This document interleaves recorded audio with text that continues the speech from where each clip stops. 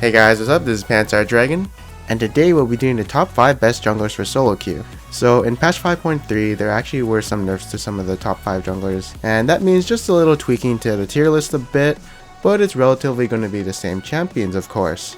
And of course, what champions I see being banned or picked in solo queue a lot. And so with all that being said, let's get started.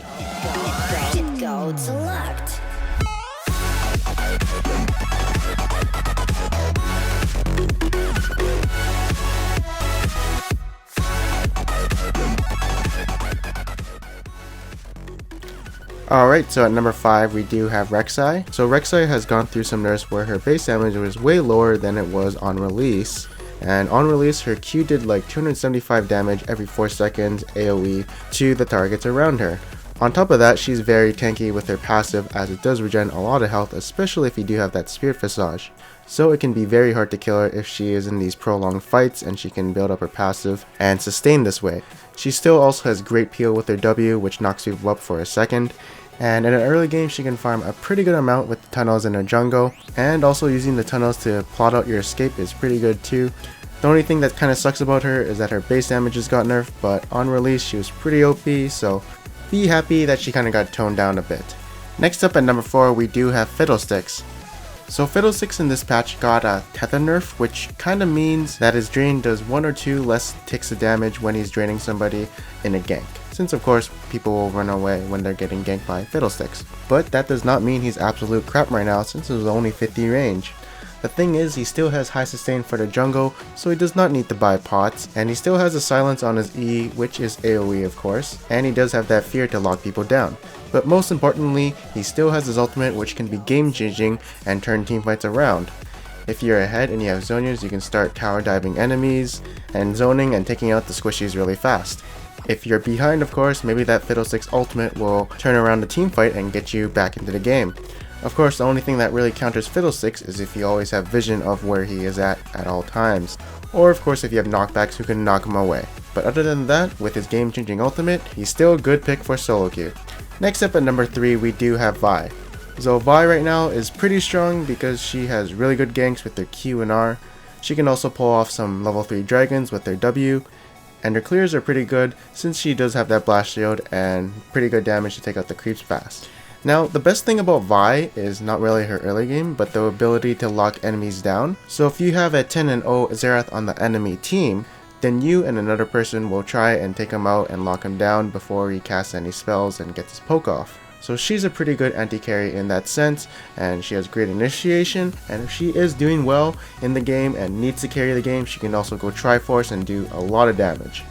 Next up at number 2 is going to be Pantheon. So again, Pantheon is a really good duelist. He's really good in the early game because he can do 2v2s a lot with his laners. His ganks are really simple and easy to do. His damage output is extremely high in the early game and mid game, especially once you get your Brutalizer and your Warrior enchantment. But he does lack in the clearing department where he has to do his camps. But the best part about Pantheon is his semi-global ultimate. Most likely every time he ults, he will land a kill onto somebody. And so if the enemy does not know where exactly you are, it's really hard for the enemy to tell if they're getting ganked or not. He can easily snowball the game this way and get a lot of kills in the early game. If he is snowballing, he can also build a bit offensive and build a lot of damage, so that he can take out squishies with one quick combo. And unlike Twisted Fate, his ultimate is a really good initiation, since it does have a high magic base damage at the center, and it does slow everyone in the circle who are hit by it by 50% for 1 second. So it is really good for breaking the enemy's formation up and kind of causing chaos in their backline. And like the only con about Pantheon is his ability to kind of fall off in the late game and not do as much damage. Or if there's no follow up when he initiates, then of course he's just going to get focused by the enemy team and then probably explode if he's not tanky enough. Other than that, it's pretty easy to get kills around the map with his ultimate. And the number 1 of course is going to be Jarvan. So like I said before, he is the king of Season 4, and he's probably going to be the king of Season 5 just because of what he can do. So what exactly can he do? Well, he has a lot of CC with his EQ combo. He's pretty tanky with the armor coming from his E and of course the shield coming from his W. His base damage is super strong with his ultimate and his Q and his passive, and he has great initiation / catch to get onto enemies so that his team can wail on whoever is in the pit. If he needs to get out of the pit so he doesn't take any damage, he can always EQ or flash out, and especially against champions who don't have any escapes or dashes, and so they're going to be trapped unless they have flash.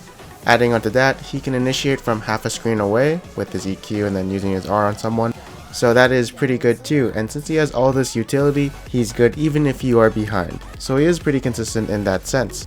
As for his clears, it's pretty good since he does have a shield coming from his W and he has the armor coming from his E, and yeah, he's just really good. The only flaw I can find about Jarvan is that sometimes he can miss his EQ, and that could be crucial for a gank, but other than that, he's very good at the moment.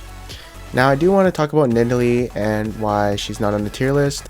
I do feel like she's very powerful in the early game and mid game, but she kind of just falls off late game, and she's incredibly snowball reliant, as if she does do bad in the early game, she's basically useless and doesn't really provide any utility other than heals. She also got a bug fix where her Cougar cooldowns weren't resetting properly when she procced her passive, so it does hurt her early game clears a bit. But she definitely is a really strong jungler in the right hands if you can hit those spears, counter jungle the enemy a bit. She's pretty good and can snowball the game really easily. Oh yeah, and her clears become really good once she gets some AP and level 6. But definitely she's a really good jungler for solo queue if you know how to play her. Hey guys, so thank you guys for watching this video. I hope you guys enjoyed it. If you guys did enjoy this video, check out some other tier lists up there. You probably will like it. As you can see, there's an 80 carry tier list for you guys, for attach 5.3 of course, mid laners too, and so as top laners. Now, if you guys want to help me and support my channel, all you have to do is subscribe right there. Every subscribe does count, and we want to get to 100,000 of course, so hopefully we can get there. And again, thank you guys for watching this video. I hope you guys enjoyed it, and I'll see you guys next time.